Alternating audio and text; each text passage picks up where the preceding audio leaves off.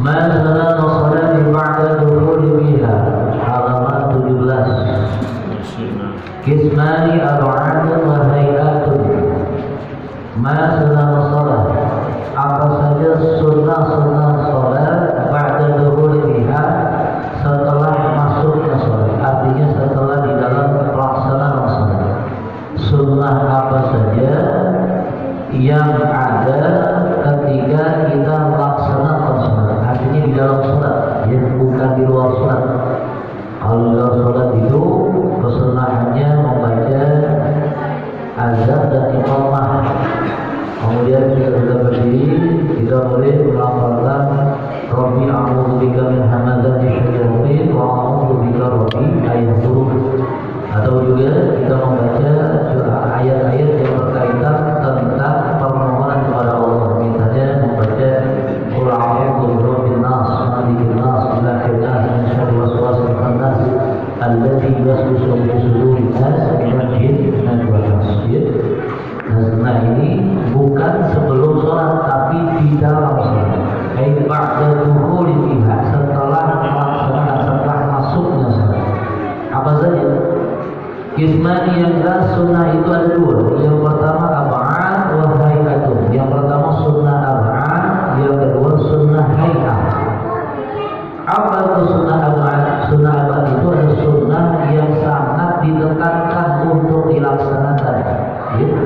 Sunnah yang sangat ditekankan untuk dilaksanakan, namanya sunnah hay'ah. Saking begitu ditekankannya untuk dilaksanakan, kalau seandainya tertinggal atau ditinggal, maka diganti dengan melaksanakan sujud sahwi sebelum salat. Itu namanya sunnah amar. Ya, sunnah amar, sunnah yang sangat ditekankan. Artinya sunnah yang memang memiliki kekuatan harus dilaksanakan, tapi tidak sampai kepada wajib. Tidak sampai kepada wajib. Artinya kalau seandainya wajib kamu tinggalin, kalau jadi hukum kamu tinggal. Kalau ini boleh ditinggal, tapi nanti ditambah dengan melaksanakan sujud sahwi. Yang kedua, wahai atun sunnah hay'ah. Sunnah hay'ah itu sunnah yang boleh kita laksanakan, boleh kita pakai, boleh kita tinggal.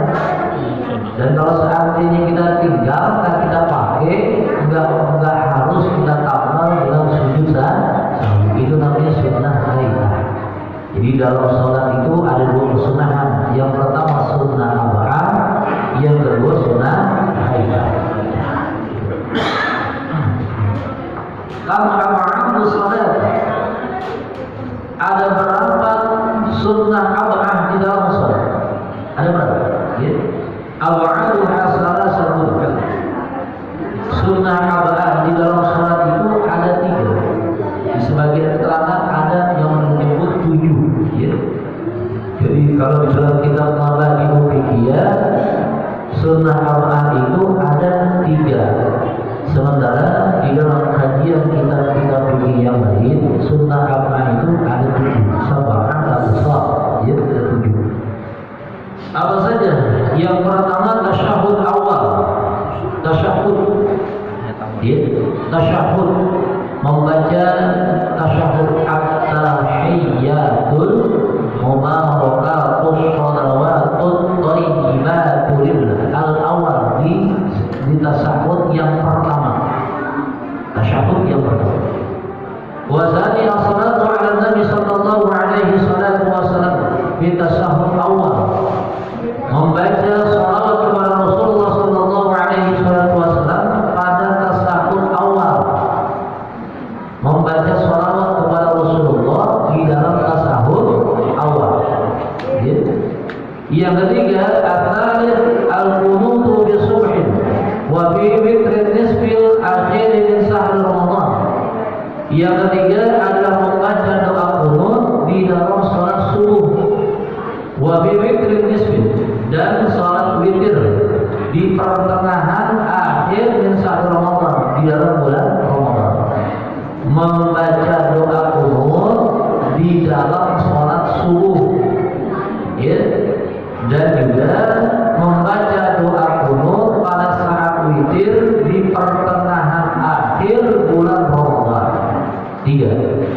Ini kita bahas.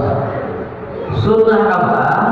Adalah sunnah di mana kita laksanakan mendapatkan pahala. Andai kita tinggalkan, maka kita diperintahkan atau kita dianjurkan untuk menambah dengan sujud sahwi. Yang pertama, sunnah apa itu? Ada tasyahud awal, baca tasyahud, ya. At-tahiyyatul mubarakatus shalawatut thayyibatul lillah. Ini di dalam tasyahud yang pertama. Di salat yang rubaiyatin atau thalatsiyatin, ya. Salat yang 4 rakaat atau yang 3 rakaat. Salat maghrib, zuhur, asar dan isya. Kalau salat subuh enggak ada tasyahud awal, enggak ada. Salat subuh tidak ada tasyahud awal.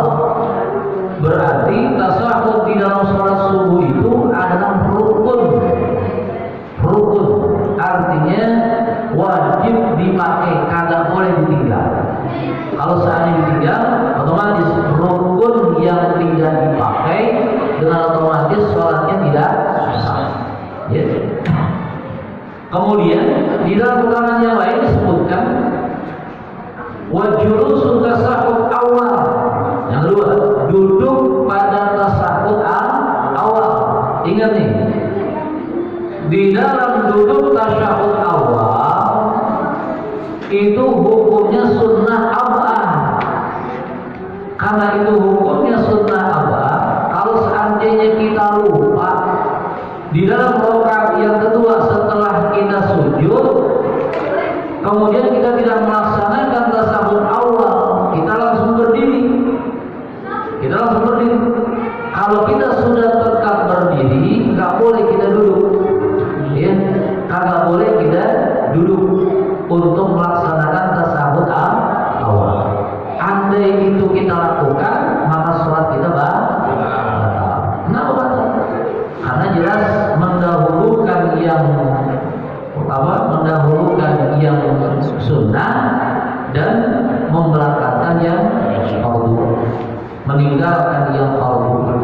Berdiri tegak itu adalah fardu, rukun. Sementara duduk itu adalah sunnah. Gak boleh sunnah dikalahkan, sunnah mengalahkan kepada fardu, atau fardu terkalahkan oleh sunnah. Jadi ingat, kalau seandainya kita lupa, udah berarti kita tinggalkan saja tuh tasyahud awalnya. Tinggal kita menyempurnakan berapa rakaat lagi yang tersisa, apakah 1 rakaat atau 2 rakaat.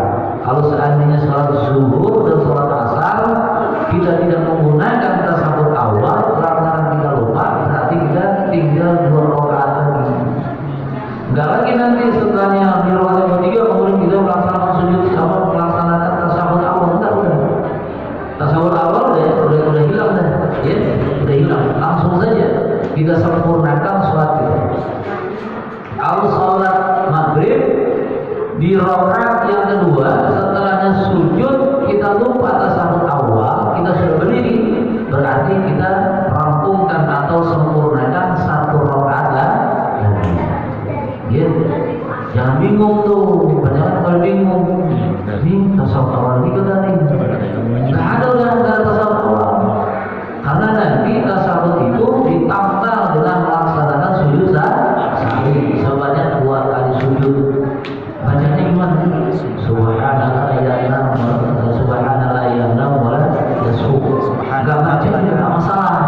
Ya, tidak membacanya juga tidak masalah. Kenapa? Karena itu sudah sunnah saja.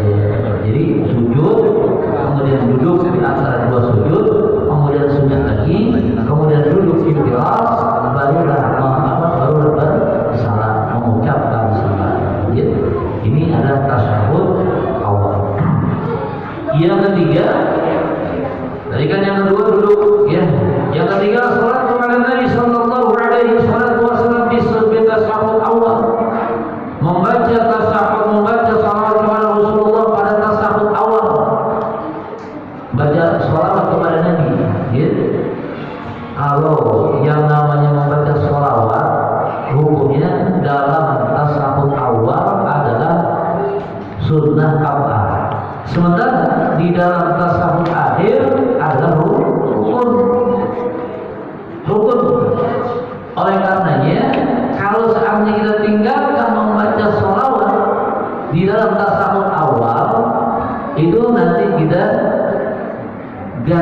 atau kita tambah dengan melaksanakan sujud sahwi. Namun kalau seandainya di tasahud akhir kita nggak baca salawat kepada Rasulullah, kita nggak baca salawat, maka dengan otomatis rukunnya kita tinggalkan. Kalau rukun kita tinggalkan berarti tidak akan berfaedah, artinya ibadah tidak sah. Makanya ibadah yang paling hebat, yang paling bagus itu adalah ibadah dengan menggunakan ilmu. Orang yang beribadah dengan menggunakan ilmu, pastilah dia memiliki keistimewaan di sisi Allah Subhanahu wa Ta'ala. Karena terhindar dirinya dari kesalahan di dalam ibadah. Nah, banyak orang melaksanakan ibadah karena dia akan mengerti ilmunya, akhirnya dia mencampur adukan antara yang fardu dengan yang sunnah. Yang fardu dianggap sunnah, yang sunnah dianggap fardu. Ini keliru. Kalau keliru seperti ini, bagaimana ibadah itu bisa sempurna? Ya? Sempurnanya ibadah itu karena adanya ilmu. Ya? Orang yang melaksanakan ibadah dengan ilmu atau dia beribadah wal 'abidu ma'al muta'allim bil isaratul ibadah. Orang yang beribadah dengan ilmunya atau orang yang beribadah kemudian dibarengi dengan muta'allim, dia belajar bil isaratul ibadah, maka ilmunya itu yang akan menuntun dia beribadah. Ya? Orang yang dia ibadah juga dia nuntut ilmu. Ini kehebatannya, ya. Dalam kitab hadis yang dikarang oleh Syekh Ais bin Muhammad bin Ahmad bin Ibrahim Al-Hanafi As-Samarqandi ada keterangan tentang fadilatul muta'allim, ya. Fadilah bi talabul ilm, orang yang mencari ilmu. Nah, kalau seandainya kita ibadah sambil kita mencari ilmu, ibadah tetap kita duduk di majelis ilmu, ibadah tetap kita duduk bersama dengan para mu'alim, kita bertanya tentang masalah ilmu, maka ilmu itu yang akan menggiring kita, ya? Yang akan menuntun kita di dalam ibadah. Makanya orang yang menuntut ilmu itu memiliki keistimewaan di sisi Allah Subhanahu wa Ta'ala dibandingkan orang yang tidak pernah menuntut ilmu. Orang yang tidak pernah menuntut ilmu itu bisa dikatakan adalah orang yang akan keliru di dalam melaksanakan ibadah, karena ibadahnya hanya sekedar ikut-ikutan, ya? Ikut-ikutan. Orang alim kelebihannya Abdul Alim bin Abid, kelebihan keutamaan orang alim dengan orang abid. Orang abid itu orang yang ahli ibadah tapi nggak pakai ilmu. Itu bagaikan kasamsun Lailatul Badri kal kawakib, bagaikan rembulan di malam purnama dengan bintang-bintang yang bergemaran. Bintang-bintang yang bergemaran, meskipun banyaknya bintang itu, kalau seandainya ada sorotan bulan purnama, maka sinar bintang itu akan hilang. Ya, dengan sinar bulan purnama itu kelebihannya. Sampai seperti itu Rasulullah SAW menggambarkan, mengkiaskan orang yang betul-betul mau mencari ilmu hingga dia mengerti tentang kaidiyah ilmu. Oleh karenanya beruntung, ya, kalau kita ibadah kemudian kita juga tidak meninggalkan majlis ilmu. Yang pertama adalah tasahud, pada tasahud. Yang kedua duduk. Yang ketiga membaca sholawat kepada Rasulullah. Yang keempat adalah membaca kunut. Yang kelima adalah membaca sholawat, ya, membaca sholawat kepada Rasulullah. Yang keenam membaca sholawat kepada keluarga Rasulullah Muhammad SAW. Dan yang keenam, yang ketujuh adalah membaca sholawat ketika di dalam tasahud akhir. 7, ya. Diingat tuh, diingat bahwa sunnah arba'ah itu ada 7. Diingat, kalau di sini cuma 3. Di sini sudah kita bidayatul hijrah, bahwa kita mabadiul fiqhiyah ada 3. Yang pertama tasyahud, yang kedua membaca salawat kepada Rasulullah di dalam tasyahud awal, yang ketiga hukum. Ya, 3. Yang 3 aja nih, terkadang kita lupa nih. Kalau di dalam keterangan kitab yang lain ada 7. Yang pertama membaca doa tasyahud, yang kedua duduk dalam tasyahud awal. Tasyahud maksudnya membaca doa tasyahud awal. Yang kedua duduk di dalam tasyahud awal. Yang ketiga membaca tasyahud, membaca salawat kepada Rasulullah di dalam tasyahud awal. Yang keempat membaca salawat kepada keluarga Rasulullah di tasyahud akhir. Yang kelima membaca qunut. Yang keenam membaca salawat di dalam qunut. Dan yang ketujuh membaca salawat kepada keluarga Rasulullah di dalam qunut. Di dalam qunut, kenapa qunut disebut dengan sunnah apa? Sunnah apa qunut ini hanya pendapat Imam Syafi'i saja. Ya. Imam Syafi'i menjelaskan bahwa qunut itu adalah doa yang memang khusus ada untuk mendoakan semua umat Rasulullah. Karena hakikatnya kita nggak boleh di dalam sholat itu nggak boleh kita mengikutkan yang lainnya, nggak boleh. Sampai-sampai ketika kita mengucapkan, imam mengucapkan kalimat ghairil maghdubi alaihim waladdallin, kita mengucapkan rabbighfirli wa liwalidayya amin, batal. Kenapa? Karena mengikutkan orang lain meskipun orang tuanya. Tapi dalam doa qunut ini ada spesial, ya, spesial.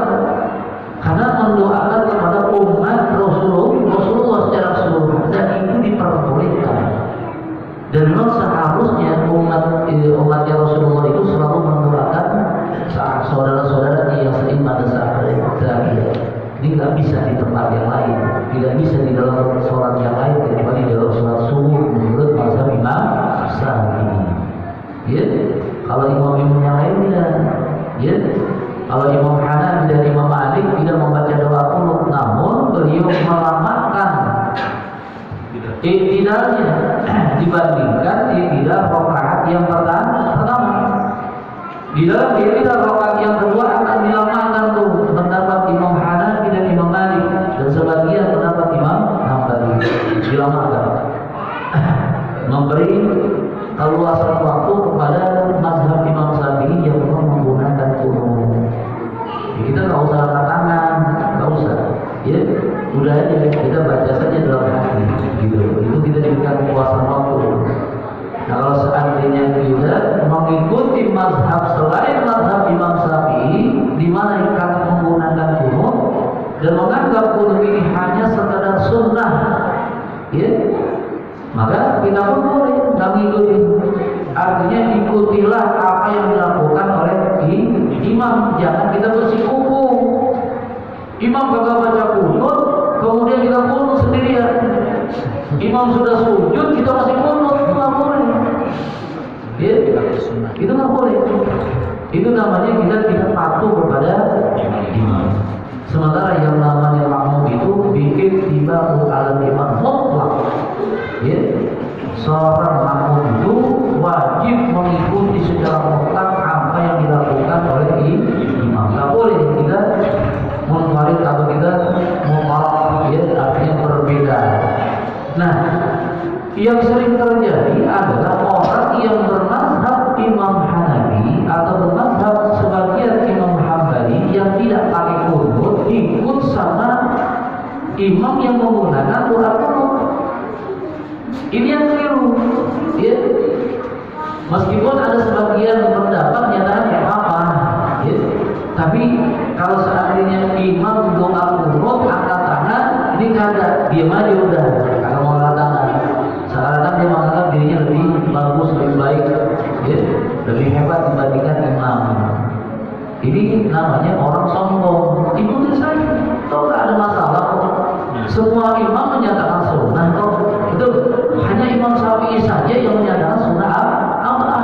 Nggak ada salahnya kita pun mengatakan tangan agar terlihat kita ini seragam gitu. Daripada kita diam begini, diaman. Maka dalam hatinya timbul tuh, maaf gue dong,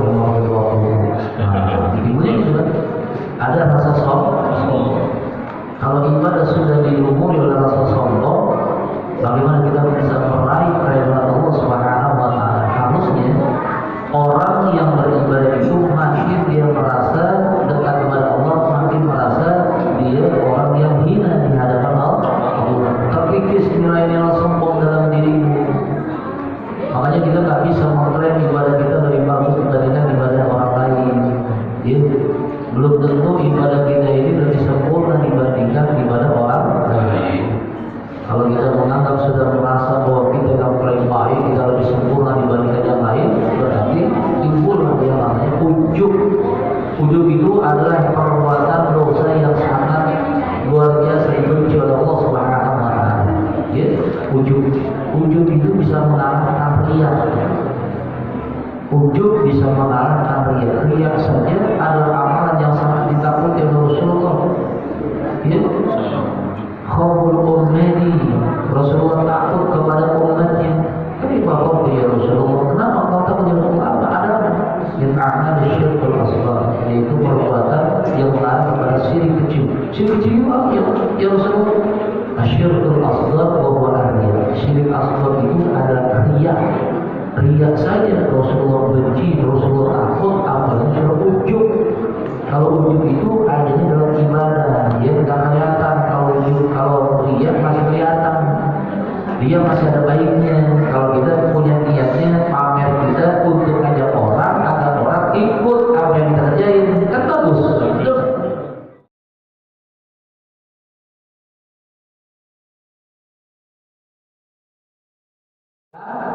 Ada sunnah yang kalau kita kerjakan kita mendapatkan pahala, kalau kita tinggalkan tidak ditambal dengan sujud sahwi.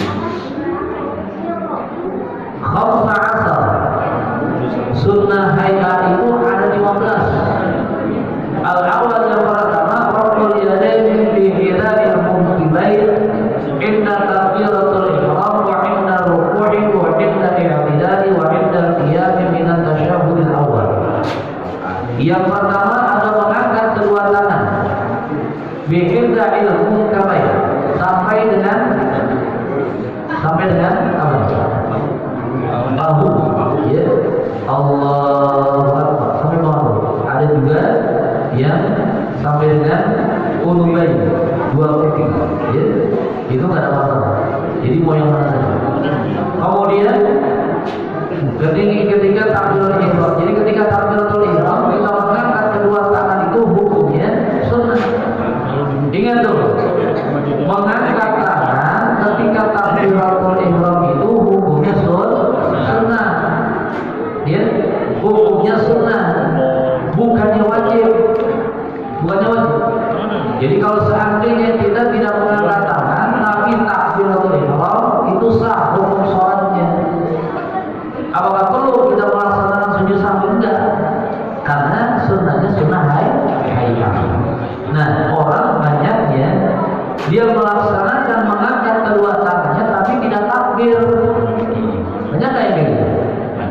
Ya, bukan ada, banyak memang. Dia nggak mengucapkan kalimat takbir, tapi dia mengangkat kedua tangan. Ini namanya Allah yang tidak fardhu min wudu'i as-sunnah. Mencampur adukan antara yang fardhu dengan yang sunnah. Di mana yang fardhu dianggap yang sunnah dianggap fardhu, yang fardhu dianggap sunnah. Mengangkat tangan ini sunnah. Mengucapkan takbir adalah fardu. Wajibnya takbir itulah yang berkumandang kalimatnya. Yasma'u ala sautik minal fami, di mana terdengar suara yang keluar dari dalam mulut kalimatnya. Ya, bilafzil kalimatin Allahu Akbar, dengan lafaz Allahu Akbar. Allahu Akbar. Jangan kita jadi orang baru.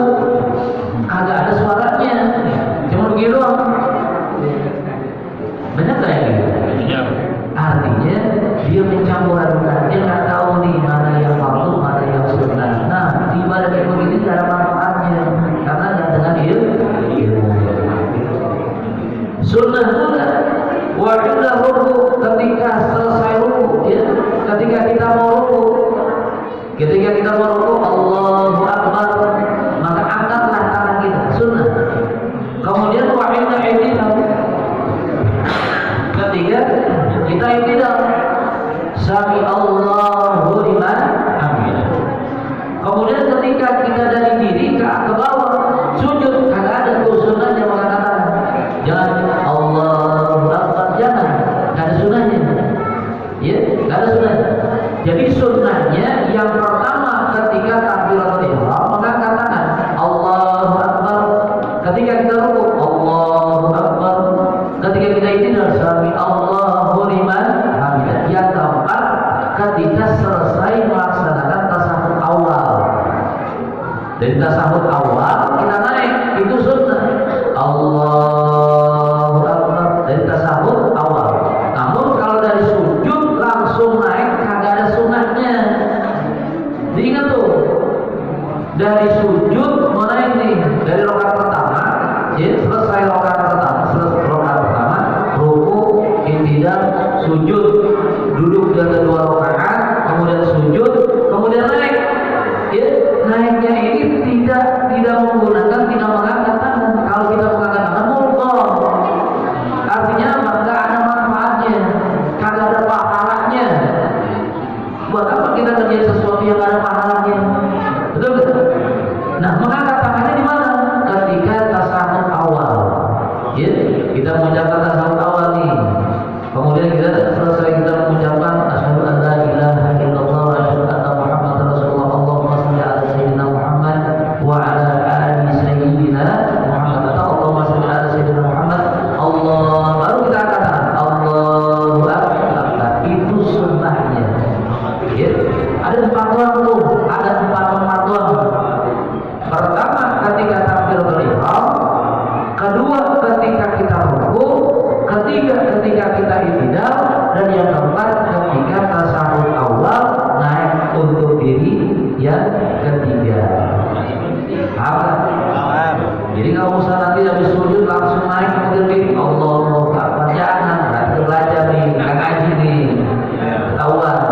Ya. Nanti kemudian yang kedua, wad'ul yadil yumna fawqa al-yusra tahta sadri wa fawqa surr. Yang kedua, wad'ul yadil yumna, meletakkan tangan kanan fawqa al-yusra, di atas tangan kiri. Tangan kanannya di atas tangan kiri. Di tangan kanan, kiri di bawah, tangan di atas. Di mana? Tahta sadr, di bawah dada. Wa fawqa surra, dan di atas pusar. Jadi di atas perut, antara dada dengan perut. Imam Syafi'i begitu. Imam Syafi'i antara sadr di bawah dada, di atas pusar.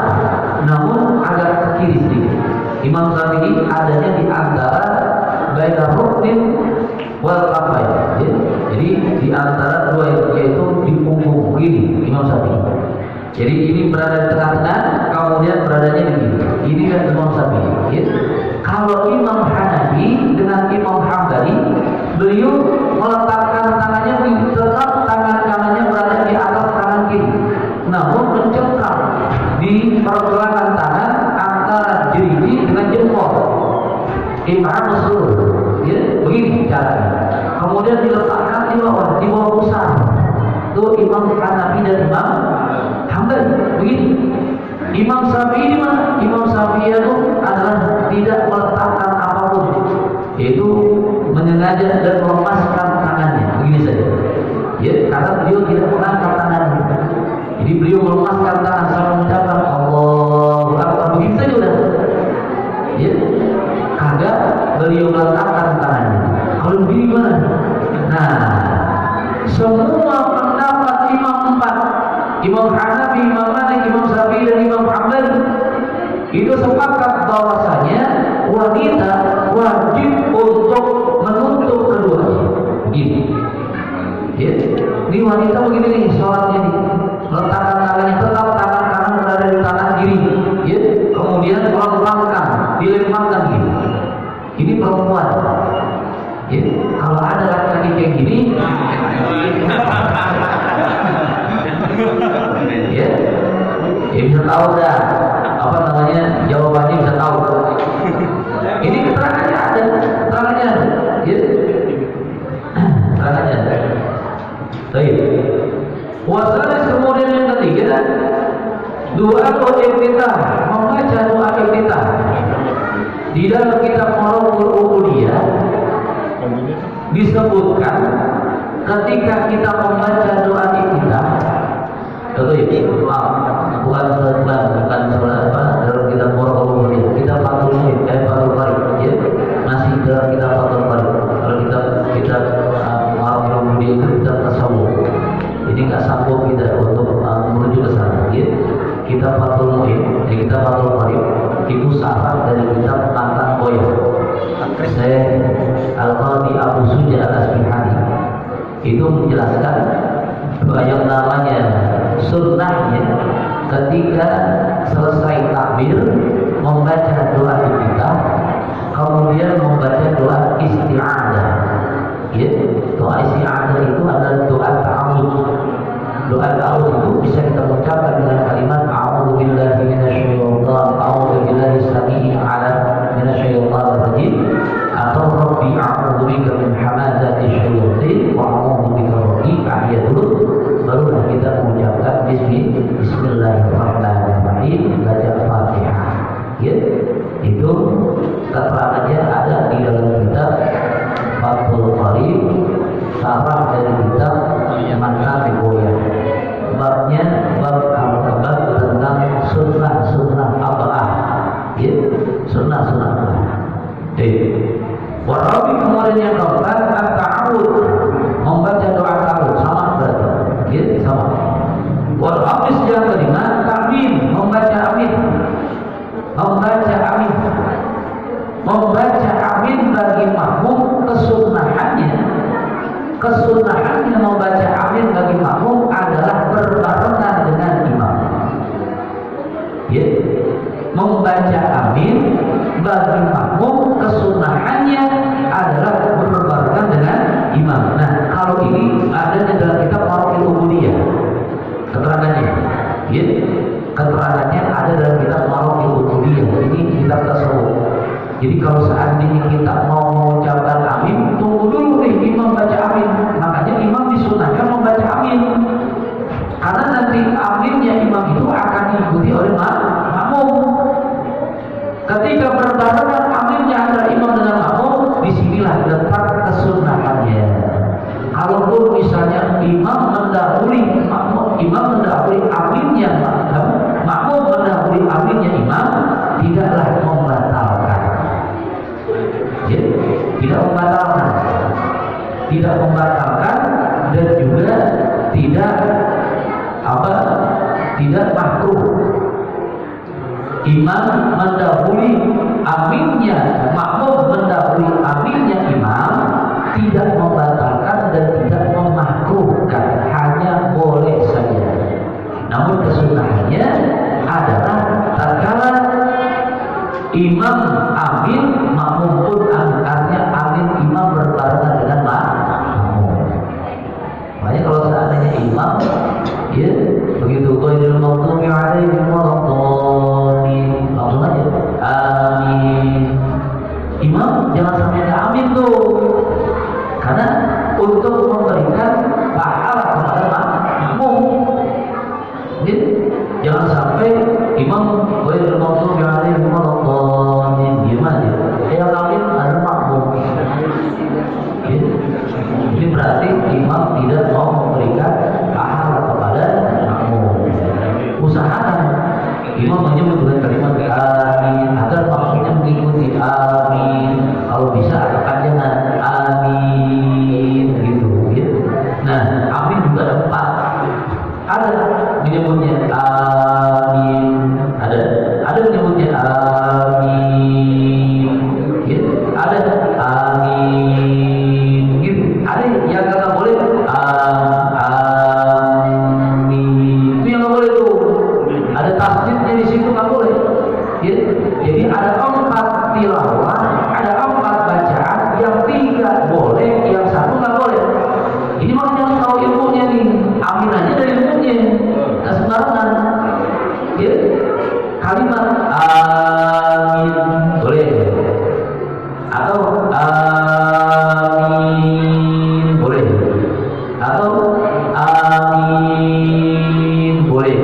Yang kagak boleh amin. Itu yang boleh. Amin. Ya. Nah, imam tinggal pilih dah yang mana yang panjangnya. Amin. Biar semua makmumnya ngikut gitu. Kalau makmumnya ikut tuh berarti kan makmumnya dapat pahala. Wasadis, kemudian yang keenam, qira'atu suratul ba'da Fatihah fi raka'atil ula. Wasani li ghairi ma'mum. Nih, yang keenam membaca surah setelah membaca Fatihah di dalam rakaat yang pertama dan rakaat yang kedua. Ini kalau di dalam sholat yang 4 rakaat atau 3 rakaat. Kalau yang namanya 2 rakaat karena sholat Jumat sudah pasti 1 rakaat pertama dengan rakaat kedua dibaca tuh baca surahnya. Yang membaca adalah imam, bila di makmum tidak wajib, tidak sunnah membaca. Makmum tidak sunnah membaca. Ya, kalau seandainya makmum telah membaca Fatihah, lebih baik isma, mendengar. Ya, kalau itu Al-Quran yang fasta'id billah. Kalau seandainya dibacakan bacaan Fatihah fasta'id billah, maka simaklah bacaan itu. Jadi kalau seandainya habis kita imam membaca ghairil maghdubi alaihim waladdallin, kita membaca Fatihah, baca Fatihah boleh. Membaca Fatihah itu wajib atau tidaknya bagi makmum ada beberapa pendapat. Ya, saya pernah terangkan kan, ya, pendapat Imam Hanafi dan Maliki, pendapat Imam Syafi'i bagaimana? Kan gitu. Ya, kalau kita pakai Imam Syafi'i, kalau Imam Syafi'i itu yang namanya membaca surah bagi makmum itu melihat kondisi. Membaca Fatihah bagi makmum melihat kondisinya imam. Kalau imam membaca surah yang panjang, dia membaca surah yang panjang, dia menganggap bahwa dia mampu membaca Fatihah dengan sempurna, maka wajib membaca Fatihahnya. Kalau seandainya imam membaca surahnya itu pendek, yang tidak memungkinkan baginya untuk sempurna membaca Fatihah, maka lebih baik diam. Ini di dalam rakaat yang zahir bacaannya. Sementara di dalam rakaat yang sirri, makmum tidak wajib membaca. Ya, di dalam rakaat yang sirri, artinya baca Fatihahnya tidak diterangkan, dibaca dengan lantang. Ya, maka membaca Fatihah bagi makmum ini tidak menjadi wajib. Tidak wajib. Makanya kalau seandainya nanti ketika imam selesai baca Fatihah, dia belum selesai membaca Fatihah di rakaat ketiga misalnya, ya, sholat maghrib atau sholat isya atau sholat zuhur, sholat asar. Ini sholat di mana suaranya nggak benar. Kemudian dia belum selesai membaca Fatihah, jangan terusin, ikutin langsung rukunya imam, gitu. Beda kalau seandainya imamnya dizahirkan bacaannya.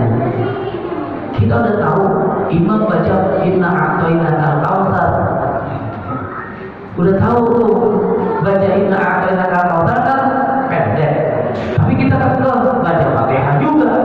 Akhirnya imam selesai, kita wajib untuk meneruskan bacaan Fatihah sampai selesai.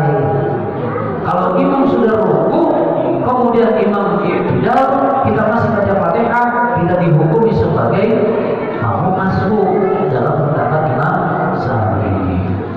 Makanya perhatiin, kalau jadi makmum, imamnya bagaimana tuh bacaannya, gitu. Ya, jangan bacaannya pendek, kita baca Fatihah. Lebih baik kita dengerin. Udah kita dengerin. Kecuali kalau bacaannya panjang, barulah kita baca Fatihah. Jadi nggak usah baca Fatihah.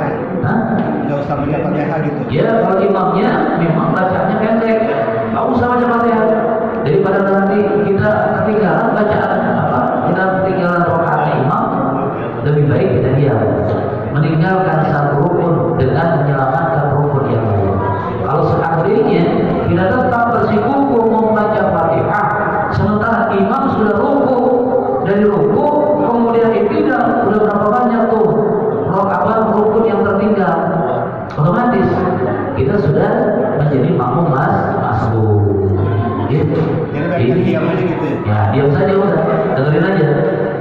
Sekali lagi lihat kondisi keadaan imamnya, bacaan imamnya. Jangan kita bersikukuh untuk tetap membaca. Ya. Wasabi kemudian yang ketujuh, Zahra bil mawdihi wa israru bil mawdihi, membaca dengan suara yang keras pada tempatnya dan membaca yang sirri di dalam tempatnya. Artinya sholat subuh sunnahnya ada zahir, rakaat pertama rakaat kedua. Sholat zuhur asar rakaat pertama rakaat kedua, maghrib isya rakaat pertama rakaat kedua, zahir dizahirkan, itu sunnahnya. Ada yang sirri di tempatnya, yaitu rakaat ketiga dan rakaat keempat sholat zuhur dan sholat asar, rakaat ketiga di dalam sholat maghrib dan rakaat ketiga dan keempat dalam sholat isya, disirkan sunnahnya. Ya, jangan kita yang dizahirkan kita sirihin, yang sirri kita zahirin, jangan.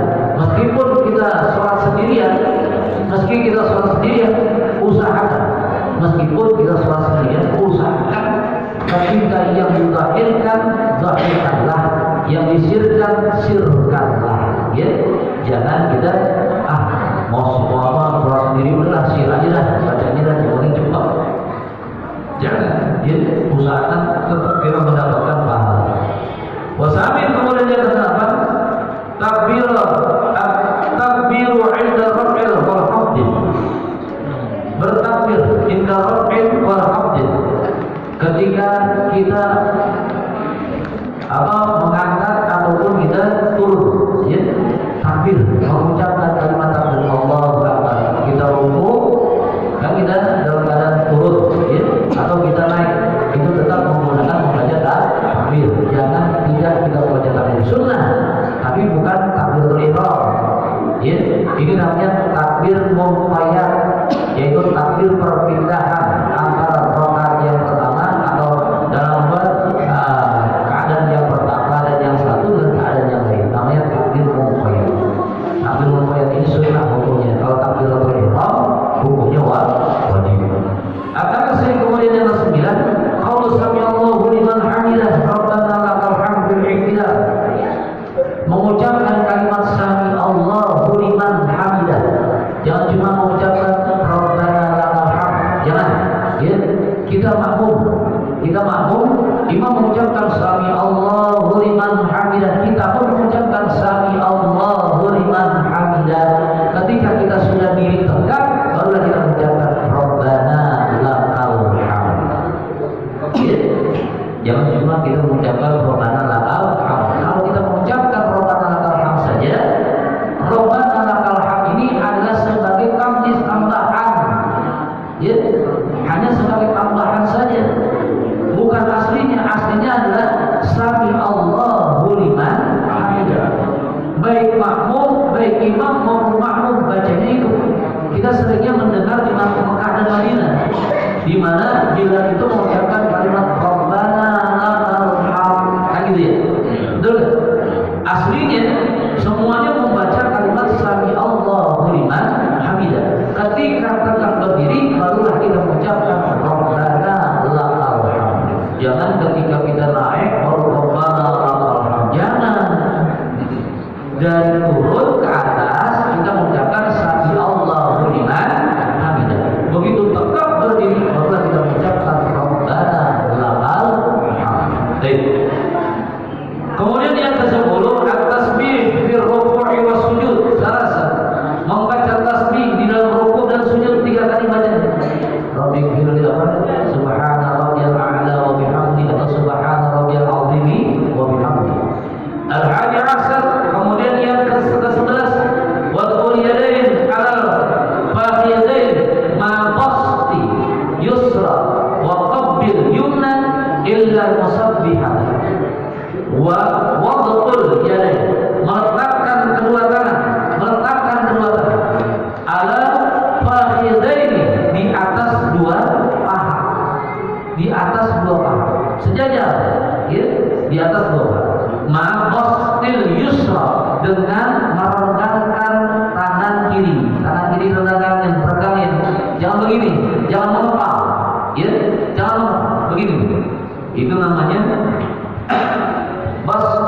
yusra, ya, yaitu merenggarkan tangannya tetap dalam posisi menghadap ke arah kiblat dan sejajar dengan dengkul, sejajar, ya, jangan ditutup dengkulnya, jangan tutup, jadi mengarah ke arah kiblat dalam posisi merenggang, jangan ditutup begini, apalagi begini mengepal, jangan, ya, dalam posisi sejajar dengan dengkul, jangan menutupi dan di dengkul misalnya, nah begini nih, ya, jangan begini nih, jangan begini, tuh, kemudian renggangkan, direnggangkan,